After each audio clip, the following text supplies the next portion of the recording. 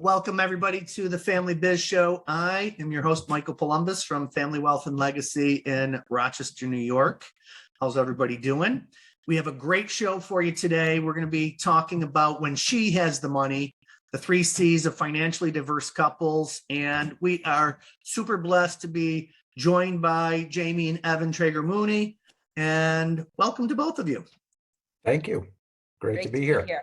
As we always do on the show, what I'd love to start with is if each of you could just kind of give us your journey. How did you end up in this work and doing what you're doing today? I know, very few people start their careers saying, "Ooh, I can't wait to do work with family enterprises." But maybe you did, and tell us about it. We'd love to hear how you got here. Jamie, go ahead. Okay. So I am a clinical psychologist by training. And when I first got licensed and started out in the San Francisco Bay Area, I lived in a fairly affluent area. And I was amazed by not what my clients were talking about, but what my clients weren't talking about. And what they weren't talking about was money. And unless they didn't have enough, then they would talk about it. But if they had enough or they had more than enough, it was just crickets. And I think that it's really important that we are able to talk about all aspects of ourselves. And I'm always sort of suspicious when certain conversations aren't being had. So, that was kind of the professional side of what got me interested in this field. But to back up, I'm second generation in a family business, part of a family foundation, grew up with a lot of conversations about money. My father grew up lower middle class and, was really, as he called it, hungry to make his fortune, and did a lot of open talking to us about money. So I guess that also stood in contrast, because we always talked about it, but then I got into the therapy office where my clients would talk ad nauseum about sex, but they weren't talking about money. So I decided to really focus on the emotional impact of money, wealth, and privilege. And it's, I can set my watch by a first session with a client. 20 minutes in, they'll inevitably say to me, "I'm so happy that I found you. I have nowhere else to talk about these things." So I always know that I'm onto something when I'm creating an open space for people to have the ability to really sort through often ambivalent feelings about their wealth. Great. No, I appreciate that. So you are one of the few that really dove right into that field. You may not have even known, like you said, when you started, that that's where this was going, but you put your fingers on the pulse of something, yointeresting, and followed it. Good for you. Love it. Thank you. Evan, tell us about yourself. Well, in parallel, Jamie and I have been married now almost 30 years, and I have always watched and admired her career and her career path with a lot of interest.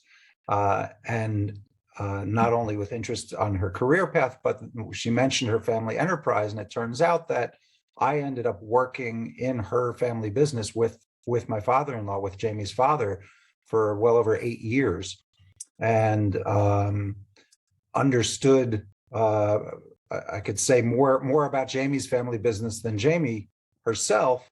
But one of the things I always admired was the family's openness to talk about wealth and money issues.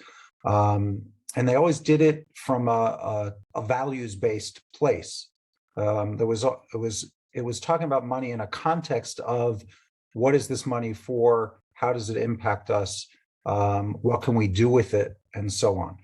We can get into the details of that and some of the values that are important to us. But more recently, I've only started working with Jamie in the last year or so. And that's in particular because she began a study of not just wealthy couples, but she began doing some research and study of wealthy couples where the woman in the couple comes to the relationship with more money. And I thought that was particularly interesting because it was my lived experience. Our lived experience. Our lived experience, exactly. Yes. And as part of that study of speaking to and doing research about couples like this that are in those circumstances, I'll let Jamie explain some of the unique challenges of finding people willing to talk to us about that. But one thing in particular that we do find that's pretty common is that men in particular are reluctant to talk to other people about it. There are certain things that come up for men, or typically come up for men, and they're more comfortable talking to another man who's also come into or has similar circumstances. So I think that's where I've come in and been useful, is talking to the men who are part of this study, and that's my recent joining of Jamie and her work. Great. Thank you both. And Jamie, this isn't your first study. This is like, you've done many studies through the years. And so this is just a different twist, not a different twist, but just a different take and a different, study that you're doing right now. And I think that's really important because it's not talked about a lot today. And so what you're doing is meaningful. So let's set the frame, the foundation for this conversation. It's when she has the money, exploring the unique experiences of financially diverse couples. Well, let's talk about that a little bit. Where did that come from? I mean, you guys lived it, but where did it come that you said, the light went off and said, we need to study this more. Can you set that up for us? Sure. It really came from Jay Hughes. Jay and his now wife, Jackie Merrill, and Joni Brofman and her partner wrote reflections on fiscal unequals. And they talked about their experience of being in partnerships where the woman comes in with more money than her husband from an inheritance. And they spoke very openly and honestly about it. And it was very important for Jay. It was really their reflections. It wasn't a study. It was two couples sitting down and talking about it with research. And we all know and love Jay, how he does things in his brilliant mind. So, but it was very important for him that this study get expanded, and that we're really, as we move, from wealth 1.0 to wealth 2.0, and now going into wealth 3.0. And one of the things that's important in this switch to 3.0 is having more research-based interventions that we can bring to families. So this was a topic that was very near and dear to Jay's heart. He knew that it was near and dear to our hearts. And I feel like we're carrying on that legacy, and Jay is very much a part of being an elder in the study, as is Dennis Jaffe. Great. You mentioned something that I want to make sure that our listeners heard. You said wealth 3.0, but then you said wealth 1.0 and 2.0. Set that up so that people understand what that means, if you don't mind. Sure. It's a concept that Jim Grubman came up with, and did a lovely kind of retrospective of the field. He started, wealth 1.0 was pretty unidimensional, didn't have this qualitative aspect that I really specialize in. It was much more about the quantitative side of wealth.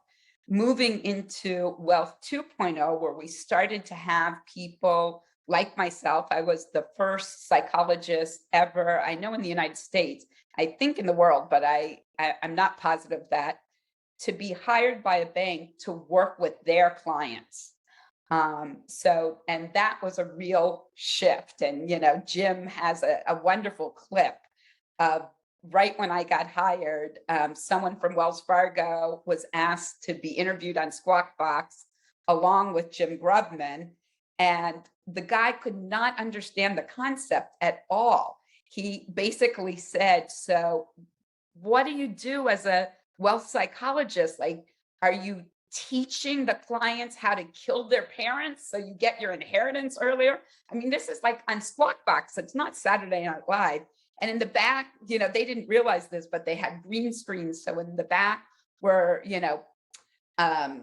they had yachts showing and Rolex watches. So it was very, very dismissive. And even, the next day, my boss's boss at Wells Fargo wrote, "We have wealth psychologists," with about 30 question marks in the subject line. So, we were off and running on that. And now we're moving as the fields develop. You and I were talking before this that something like PPI that's been around, we think, since 2009.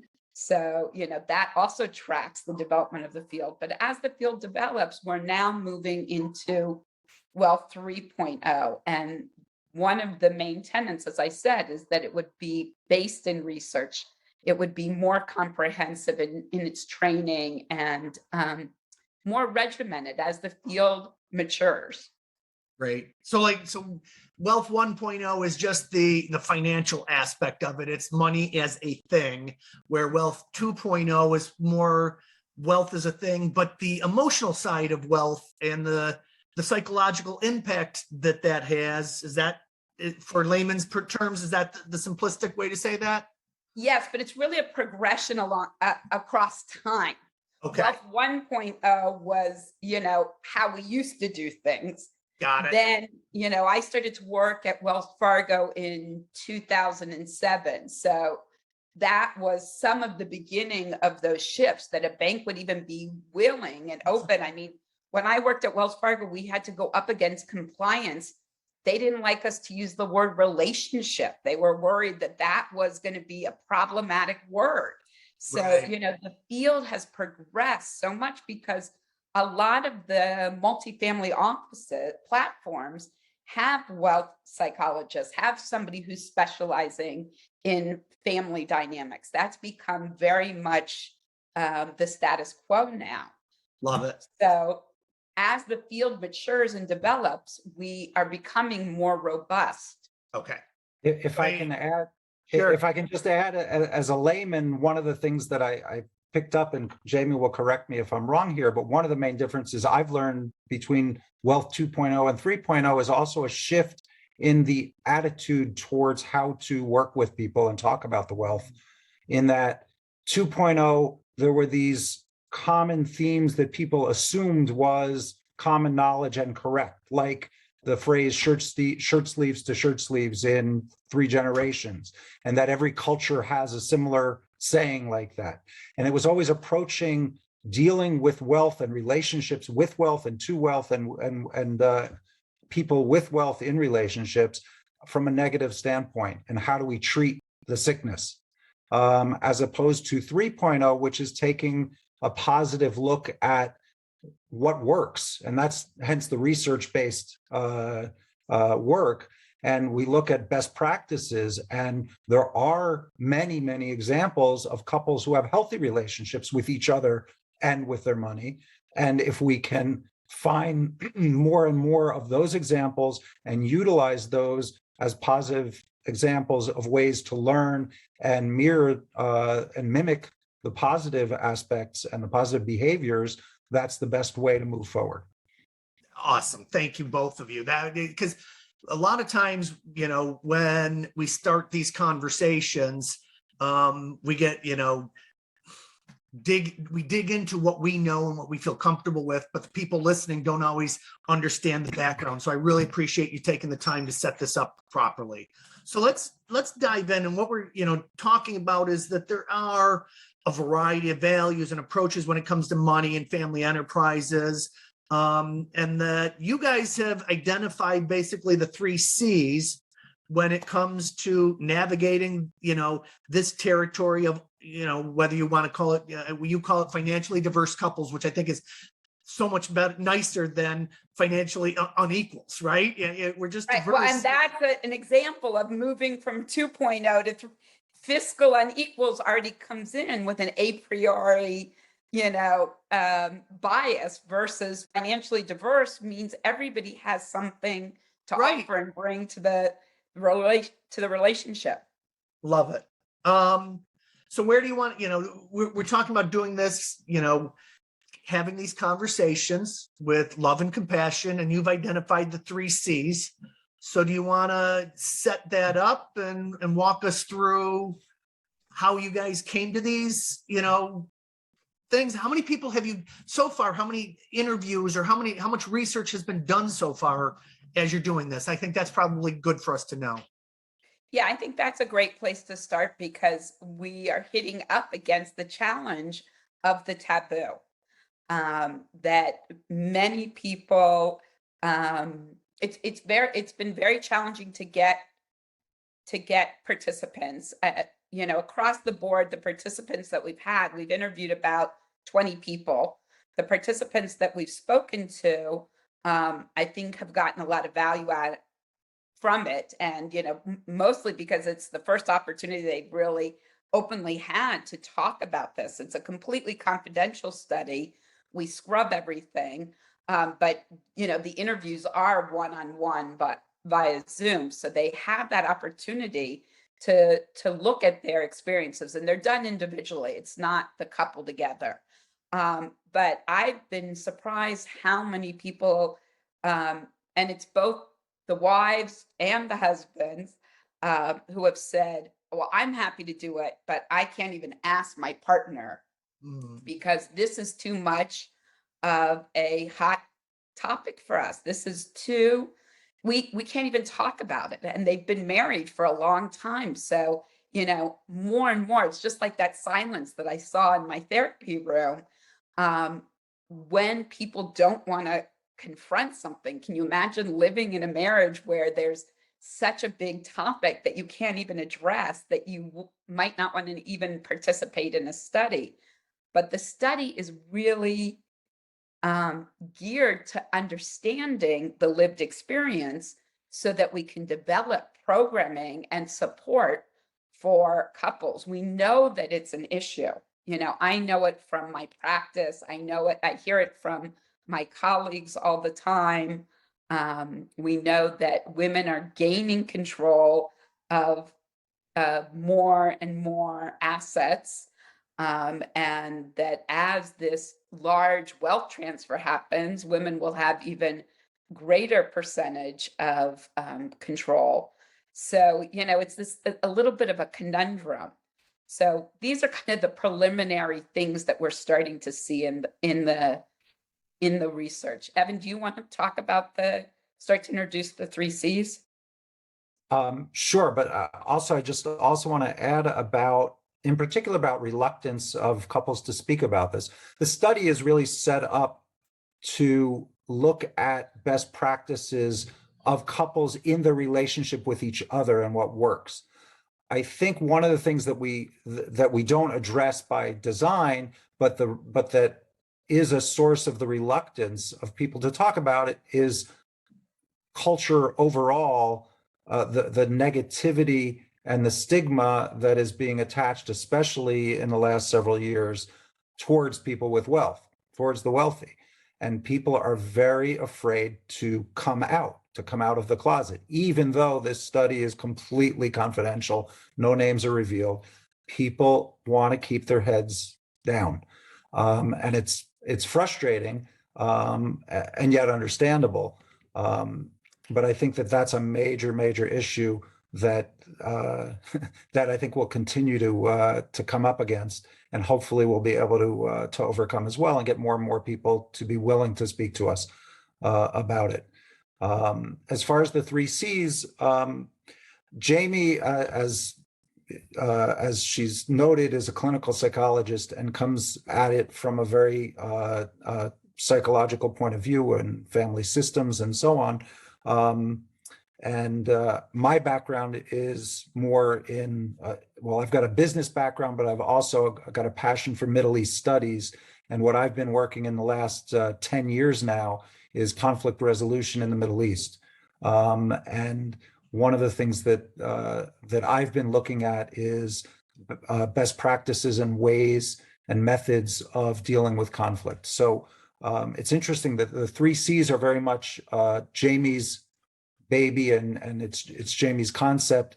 And I use different words for some of the concepts.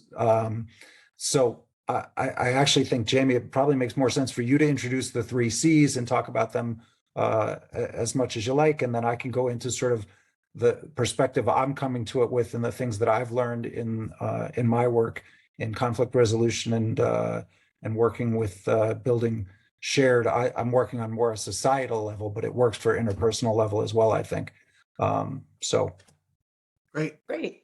And Evan pointed out we walked our dogs before this, so we were talking about this, that while these 3 C's come out of our research, they're really broadly applicable in the field.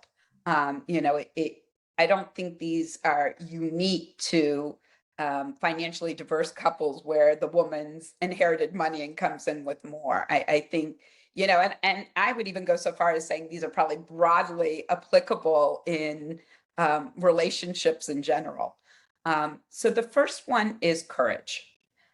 Courage to start to have the conversation when you know that there is a difference and it might be challenging.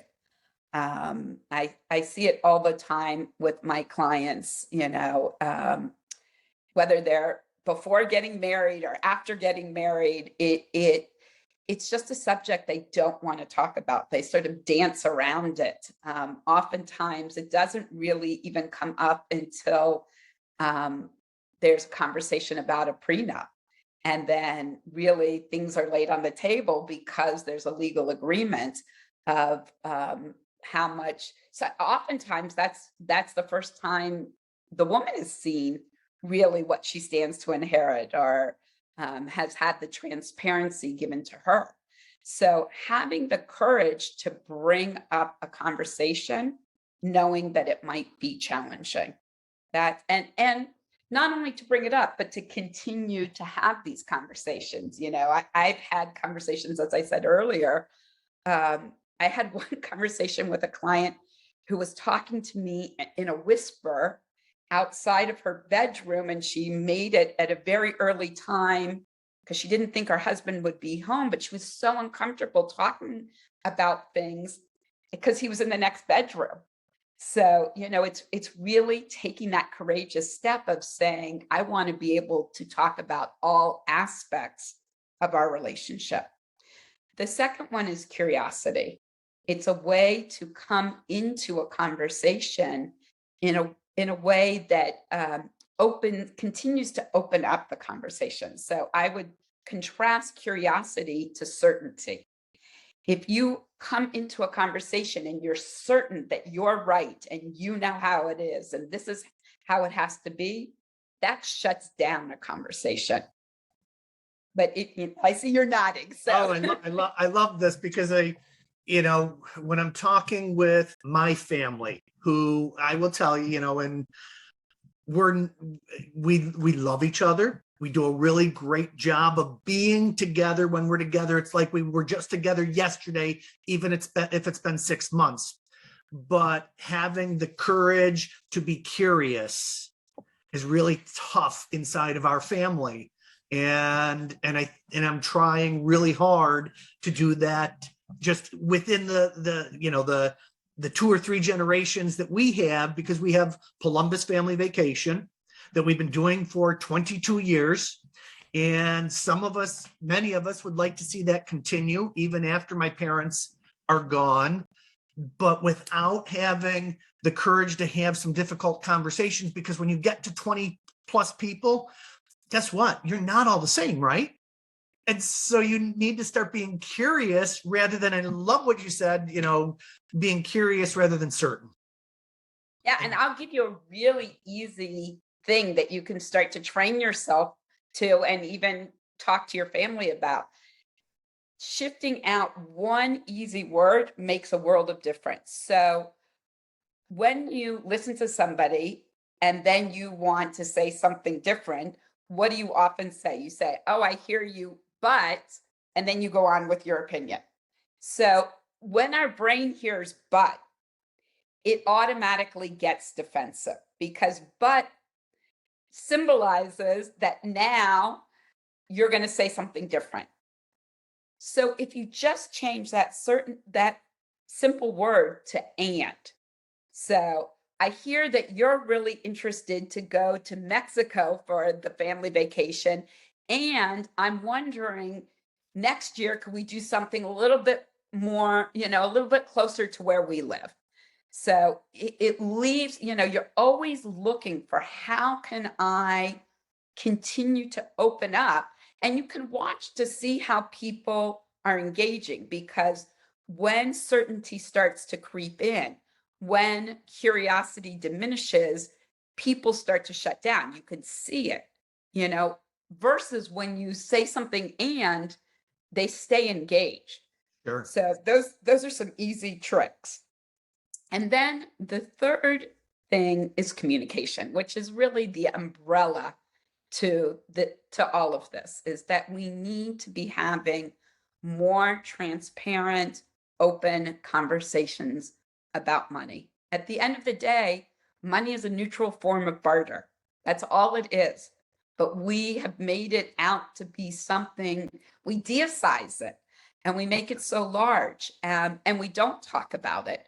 So when we can be in communication and stay in communication, because we remain curious, even if Evan were to say something and I disagree with it, again, it's that opportunity to come to curiosity. Wait, I think that you said this. Am I understanding it correctly?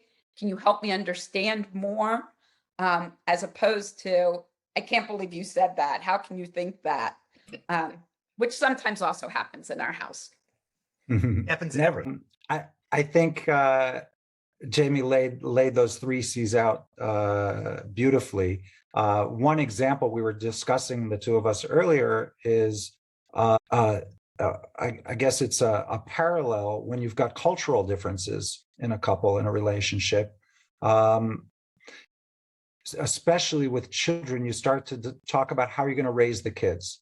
And if it's, say, two different religions, and one spouse wants to raise the kids within their faith, and the other says fine, and they're okay with that. But then a few years go by, and then they want to have a certain, the other spouse wants to have a certain celebration that they had growing up. And maybe the other spouse is threatened by that. And rather than asking the spouse, why is that important to you, they shut down, or they get confrontational, or they get certain. And that, I think, is so critical. And it's something also that I see in parallel when people in conflicts, societal conflicts, also community conflicts, and we're seeing it more and more today in everyday society, unfortunately, when we're certain that the other side is simply wrong, we're not willing to listen. But it's not just about listening, it's also about exploring, and this gets to the curiosity. It's exploring why. Why is this important to you? And it may be that the person advocating for something might not even be sure themselves why. But if their spouse or if their partner has the courage and the curiosity to ask and help explore that together, they'll get at the underlying values. And that's one of the things that I see in societal conflicts, is what we call competing values. No one is wrong and no one is right, or maybe no one is wrong and everyone is right. What happens when both of you are right, but the values themselves are competing? What do you do? And you need to not shy away from that, but you need to actually dig into it, and dig into it, obviously, with curiosity and with openness and with respect.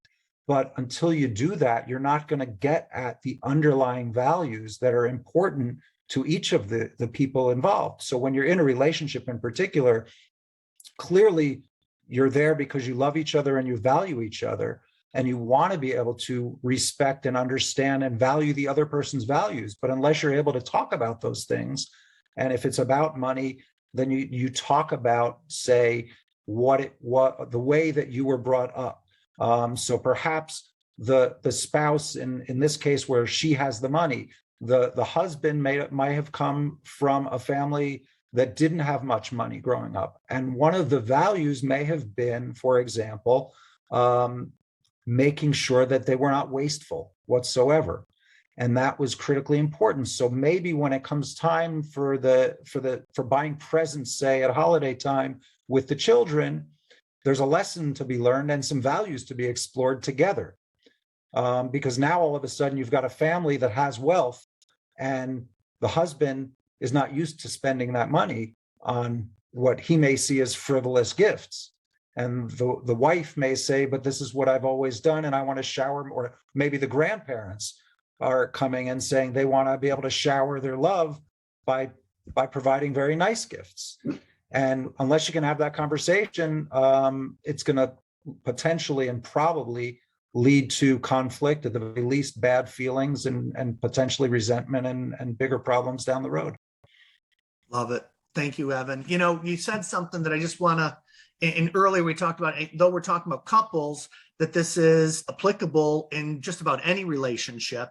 And as soon as you're talking about gifts, the first, what went through my head is a conversation I had with my mother.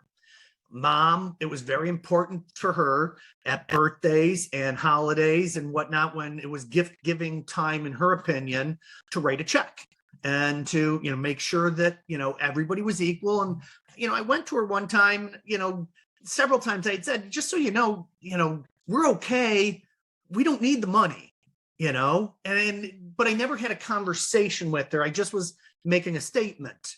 And then read Jay's book, Cycle of the Gift, and, taking, what you're talking about and opened up that conversation. I said, hey, Mom, why is it important to you? Because it's not important to me to receive them. Just based on where we're at in life right now. And she said, and the story went back to sitting at the dinner table with her parents when she was a little girl, that her father had, they would have they were, Irish Catholics. So there was a ham steak that was, filled the plate, and they would cut it into four so that each person had a quarter of that ham steak, and that her father would then fill his stomach with as much bread as he could butter and eat the bread. And so, they were never in a position where they could give. And so for her, it was just this coming to fruition and being able to, to be able to share what she had, because she wasn't always able to share. Her family didn't come from a place where they could share. And as soon as I heard that, I was able to say, that's really cool. That's good for you, Mom. I'm okay. And you know what? We will use this gift wisely and do some things that maybe we wouldn't have done otherwise. And that made that conversation different.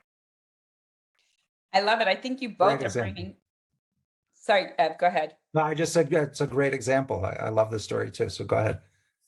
Yeah, I think you're both bringing up such important points. And I want to also say that so frequently, because we don't talk openly about money, we don't even know where those drives come from.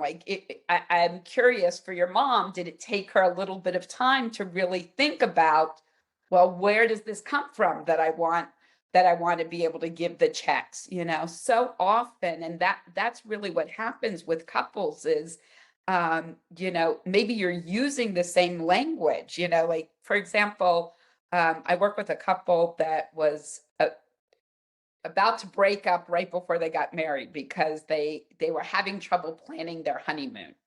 And, the wife said, well, I want to stay at a nice hotel. And she's thinking this.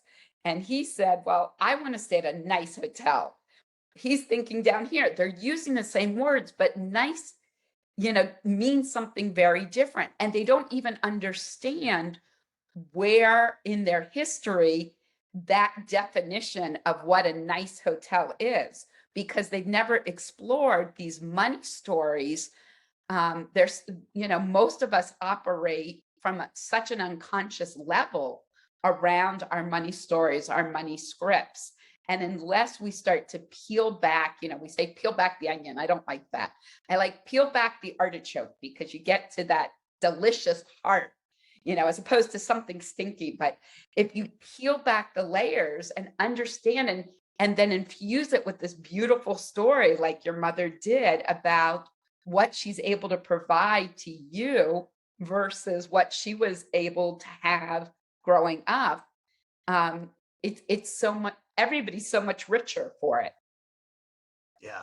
And go back to your 3 C's, that word, implanting that word courageous, or being, having the courage to open these conversations up is super important. And the curiosity, to be wondering what's going on for the other person, rather than, I know what's happening for me, right? But sometimes we don't. That's what I'm trying to say also. In this Okay. realm of money, we don't even understand what's happening for ourselves because we haven't done that inner exploration. Fair. So, we know that money's the number one thing that couples fight about, and not couples with great amount of wealth, couples across the board. So, so clearly there is that need for courage to bring up those conversations, but courage also to look inside ourselves, as Evan said, about what's the why that's really underneath the giving. It wasn't just the giving of the check, but the reasoning behind it, that really made it beautiful for all of you. Yeah. And made it okay for her to keep doing it, because you had underlying feelings that, I don't know if it was resentment or you were bugged by it, but you didn't like it, seemingly, Yeah. from the way you described it, and it got in the way of your relationship with your own mother.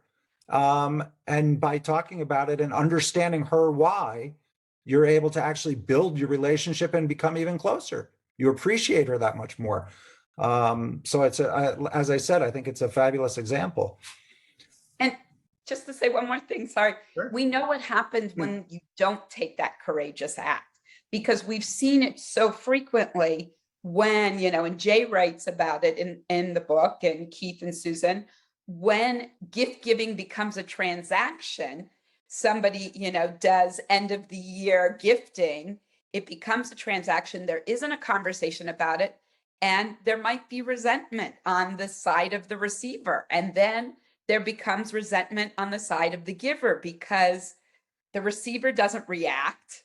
And the giver, feels like, well, I just sent, X amount of money to you and I'm not getting a response. So this vacuum opens up of not knowing. And we always fill a vacuum with our own ideas. We don't necessarily fill a vacuum with the truth, but what we think. So, in not knowing what your mother was meaning by sending you a check, you filled it in with your own, as Evan said, with whatever your own ideas were. But when you checked in with her, it was something completely different, which made it nice then for you to receive that money. Right. And so I'll fill in the gap for people that might be curious what I was feeling. I remember when I had to look up to see zero. I remember being broke, and I remember, we, even though Dad had done well, we were still, Dad was first generation of creating wealth. And as the oldest child, I didn't see that and did everything, on my own. And so to me, receiving the gift was kind of like, you still need this. And I'm like, I don't need it. And You so there was a little resentment. Yeah. But you had to dig into it to figure it out. I love this conversation. I want to talk more about the curiosity piece, because I think it's so crucial for people, again, in this financially diverse couples conversation. It's being curious about the why, I think, is so important. My wife and I have a deal that we've put together, and we've had to do a lot of work. We talk about, we were financially diverse, not dramatically, but just, and there was times throughout our marriage where she was making more than me, and a time when I was making more than her. She's Jewish, I'm Catholic. And it's a second marriage. So she has three kids. I have 4. So you talk about lots of diversity and lots of different things. It caused lots of friction through that period of time. And what we realize is that we're not always emotionally mature. And what I mean by that is that, I look at emotional maturity and being able to say, I know what I'm feeling and I know why I'm feeling it. And there was times when both of us have been feeling something. And, 10 years ago, we might have been reactive to what we were feeling rather than saying, hey, I'm feeling something right now. I need to be curious about my own feelings, and I need to figure out what's going on for me before I can, have an emotionally mature conversation with you. So the curiosity needs to go both ways. And the communication Right. to say, I can't talk about this right now. Sorry, go ahead, Evan. I was just going to say, I think you're absolutely right. I count myself incredibly lucky that my wife is who she is, in addition to also being a psychologist. So I could actually use Jamie and engage with Jamie in order to help me understand my own issues and feelings, whatever they were. But in most cases, and not always. But then if we're specifically talking about the issues that are brought up by the wealth, especially as a man with traditional roles of the man wanting to be the breadwinner or seeing himself as needing to be the breadwinner or having providing for the family and so on. These are issues that are not easy to talk about from a man's perspective. And the fact is, unfortunately, even psychologists, even therapists don't necessarily know how to work with their own clients about that. So having those resources, and that's one of the reasons for this study, again, to go back to that, is we want to do this to help people, professionals, be better prepared to be a resource for people to talk about that. So I think you're absolutely right that we can call it emotional maturity, or simply just being human. There are going to be times when we're just not as in touch with our own feelings as we are at other times, and things get emotional and they get heated. And having the maturity to step back and talk about it, if it's with friends, if it's with colleagues, or with professionals, or with your spouse, it's critical to be able to do that. And that, I think, is both the courage and the curiosity. It's really all three in one. But it's just so important to be able to explore those feelings. And I don't know, we don't have a whole lot of time left. If you want to get into some of the more common things that perhaps are brought up in these fiscally unequal relationships, maybe we could talk about that. But Financially diverse. Did I just say unequal? I'm sorry. So let's do that. And tell me if, how do we use our time, most efficiently? One, I think, letting people know what other people have been feeling and thinking, I think would be helpful for some listeners. One, two, I think, how many more people would you like to be interviewing so that people know what that looks like, and maybe to talk about, if they were to connect with you, how to connect with you and how that works? I would think that would be really helpful for a lot of people. So Evan, do you mind, hitting some of what you've been hearing from, if I understood this conversation, you've been talking to more of the men as you've been doing it. So what are you hearing from the men in these relationships? Well, I think one of the themes that I've seen in the relationships where the men feel satisfied and the relationship has stayed together, is that the men have found their own sense of self-worth, whether it's through business or some other passion. And it's also for me, I'm not earning more money than Jamie will bring to this. I'll never earn as much money as Jamie through her family business will bring to our relationship. But I'm passionate about other things, and I've engaged in those other things, and I feel fulfilled in that way. And I'm able to talk to Jamie and feel like, as we say, diversity, a diverse couple. So one of the things I'm seeing in the men that I've spoken with who seem happy in the relationship, despite the financial diversity, is that they have found something that they are passionate about and that they care about and that they're engaged with, and that their self-worth is not just tied up in earning more money. Another thing of, I guess it's obvious, but the ability to talk to their spouse about planning and doing. One of the main sources of friction can often be something that you brought up, the Palumbus family vacation.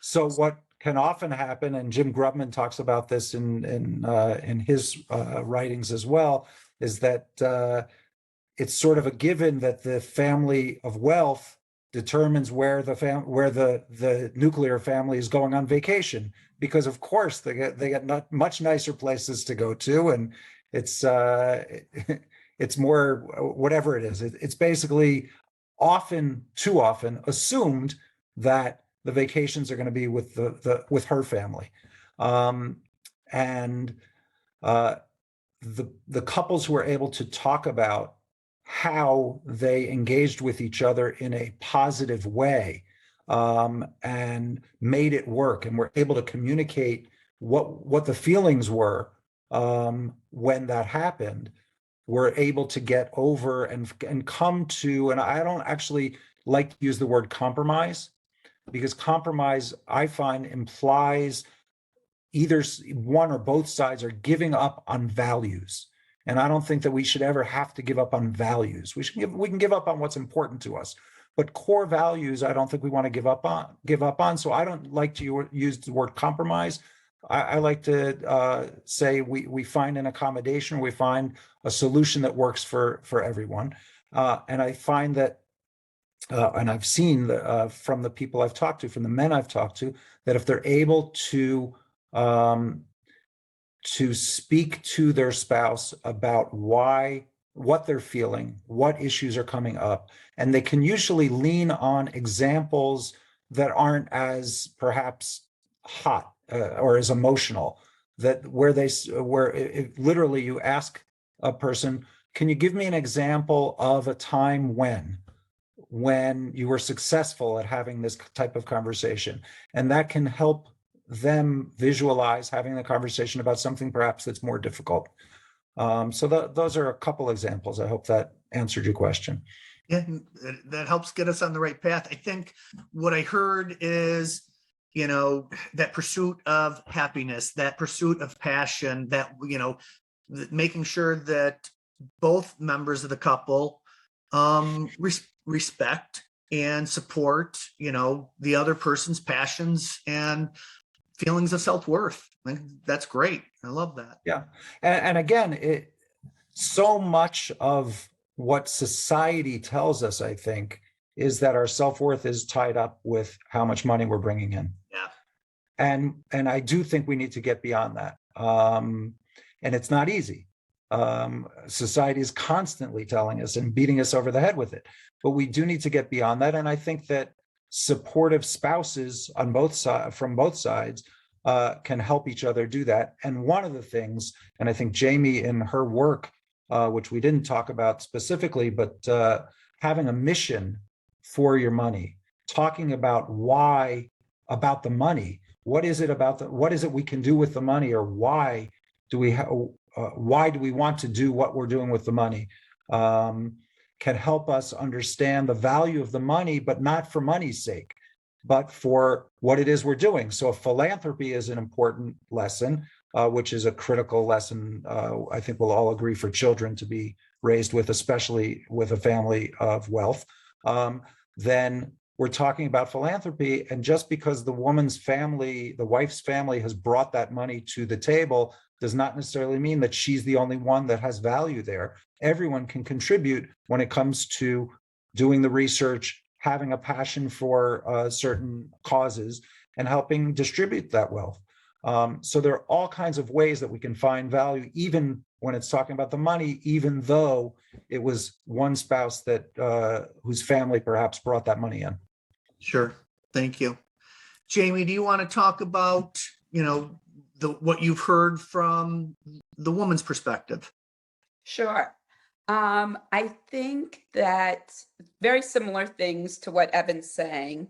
I think what's interesting with the women is to see how unformed their own relationship with money is prior to getting married. So they don't have a distinct, for the most part, a distinct sense of themselves in relationship to their wealth, because they're young and they get married maybe at a young age. So they go into the relationship and they're trying to develop their own identity around wealth. I mean, I think it's something that, just like we're seeing with racial identity development, ethnic identity development, we need to start thinking about how do we help people with their own wealth identity development?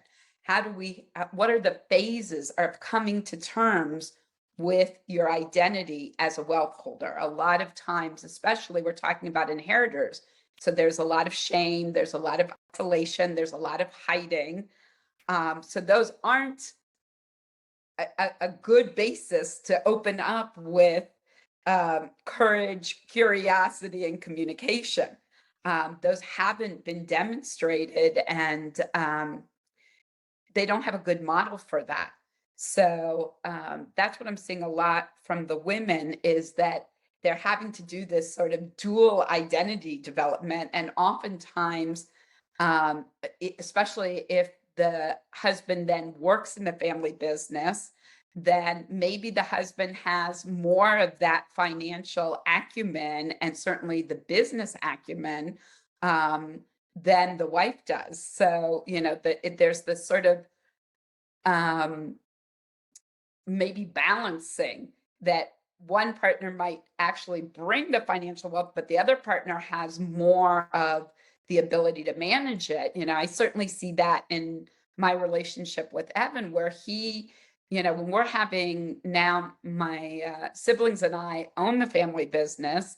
And sometimes their partners aren't as interested in being in these meetings. But Evan is very interested, and I really rely on Evan because I know that he knows the family business so much better than I do. So I don't want to just have that responsibility. I would rather bring him in because I trust him, because I know that he's wise in these areas. I want to also speak into, you asked a question earlier about how many people would we like to interview. We really, there's two studies that have really happened around this. One is Jay's reflection. So those are two couples having a conversation. And then we did a beta study with Michelle McCasa, who looked at, for her dissertation, she interviewed 6 couples. So we have very, very small sample size. So our goal, our dream goal is to have 50 couples that we interview. We've already interviewed, I think, about 25 people, but we don't have that many where both members of the couple have agreed to be interviewed. But again, the more data points that we have, the more information that we have, the stronger the conclusions that we draw, the better the programming that we develop can be. So, we're not turning people away. And sometimes people say, well, how much of a difference do I have to have between, my wealth and his wealth? It doesn't, what we're really looking for is there an emotional sense? Does there cause an issue that you're talking about or not talking about? That's more important than the sheer numbers. Couples don't have to both be interviewed. And we're also looking at divorced couples as well. In Michelle's study, she only looked at married couples, but I think that skews things a bit. We want to know what happens when couples don't make it. What are the breakdowns in communication? How can we support people? So, we're already seeing, I'm sure it'll come as no surprise to you, we're seeing how even just the prenup conversation is handled can make a huge difference in developing a solid foundation upon which that marriage can be based.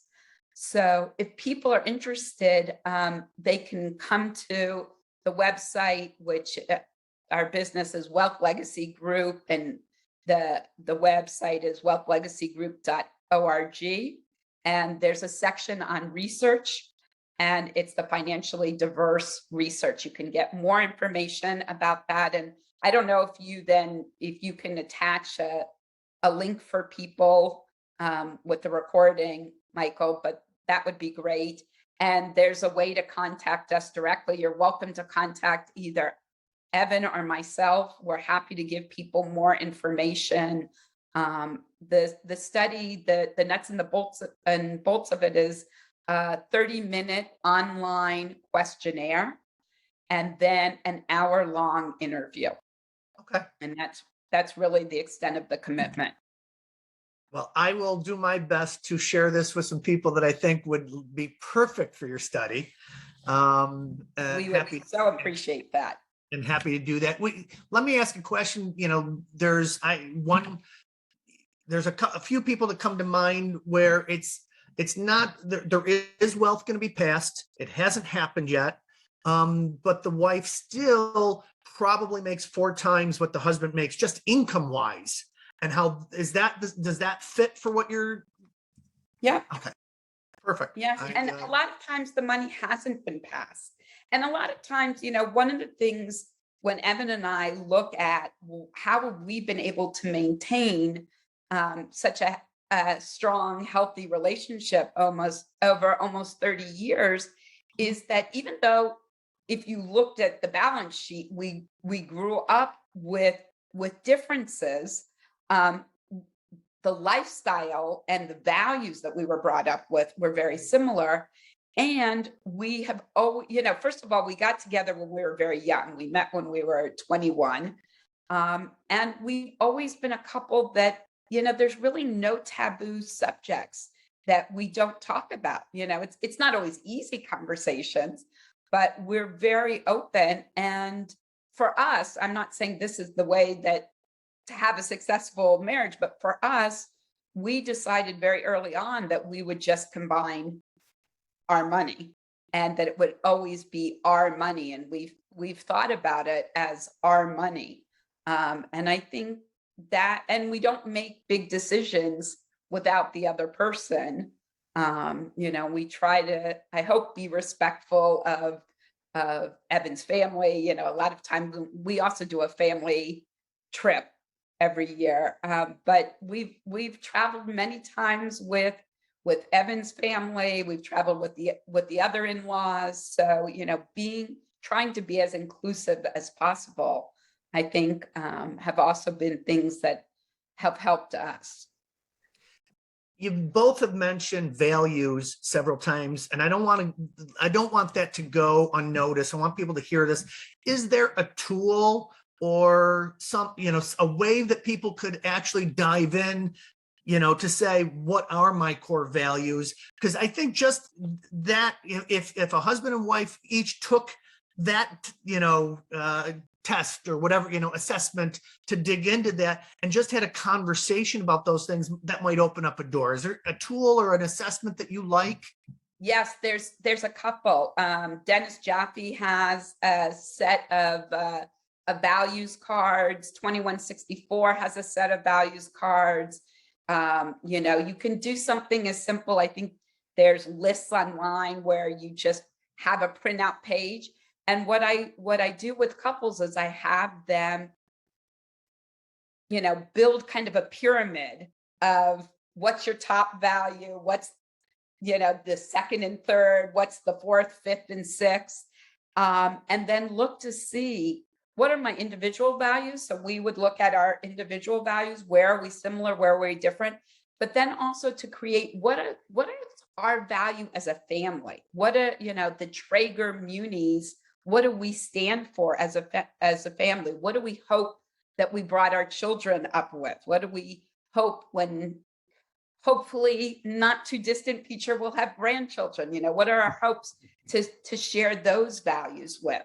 And, the more that we can concretize what those values are, and then true against our behavior. So are we walking our talk? Are our actions consonant with the values that we hold dear? Sure. And if I just want to add one thing in particular, when we're talking about raising children, and I mentioned it already, philanthropy, even on a small scale, it doesn't matter how much money the family has. It is so critical to be able to instill positive values, not just about giving. Giving is obviously one big part of philanthropy, but a sense of responsibility, a sense of being responsible for money, for oneself. When you're talking to children, it develops empathy and so many other good things. I can't think of anything that is a better one-stop tool for raising children in a healthy way. Oh, go I ahead. was going to say this from the man who's the COO of 5 nonprofits. So Fair enough. Your research stemmed from a paper that Jay wrote years ago. I have a passion around Jay's paper, the Grandparent-Grandchild Philanthropy Project. And so I give that paper out regularly and would love to do some more additional research around how that impact of working with the grandparents, because sometimes the parents don't always have the time, but so where the grandparents in their third act can take some of that time to pass some of that knowledge and work with the grandchildren in a much different way than the parents might be able to. And there's a huge family connection, there's a values connection. And I've done this with 2 families thus far. One has really done a great job with it. The other one is just starting. And I'm really excited to dig into that side of things. So Jay's paper, I would highly recommend that as well. So thank you, Evan. Philanthropy to me is a sandbox for many, many things: entrepreneurship, values, connectedness. It's just really, really important. Thank you. And Michael, if you want another resource, you spoke about earlier research that I was involved in. I was involved in the 100-year study with Dennis Jaffe, and Dennis and I and Isabel Lassent co-authored a book I specifically wrote the section of what are the best practices we learned from families that are able to carry their wealth across 4 generations as it relates to philanthropy. So, maybe that's also a book that you can link. I can send you the link of that. That'd be great. What's the title of the book? I should know what the title of my own book is, right? So let me get the right title. Social Impact in 100-Year Family Businesses: How Family Values Drive Sustainability Through Philanthropy, Impact Investing, and Corporate Social Responsibility. Love it. Love it, love it, love it. Yeah, send me a link to that. We'll get those links onto the website. Evan, Jamie, you guys are wonderful. This has been such a great conversation. And I hope that each of you that are listening, go out to their website and take dig into deeper conversations. Have the courage, be curious, and communicate with your spouse around these areas. And if you happen to be, a financially diverse couple, willing to be part of Jamie and Evan's, study, they would greatly appreciate it. Matter of fact, the world would appreciate it, because there's other people that are having these conversations and the tools aren't out there for the therapists and the psychologists and the family, members to deal with these things. So thank you both for your time today. Really, really, really appreciate the work that you're doing. My name's Michael Palumbos. I'm with Family Wealth and Legacy in Rochester, New York, and we look forward to having you on another episode of the Family Biz Show. Take care, everybody. Thank you, Michael. Thank you.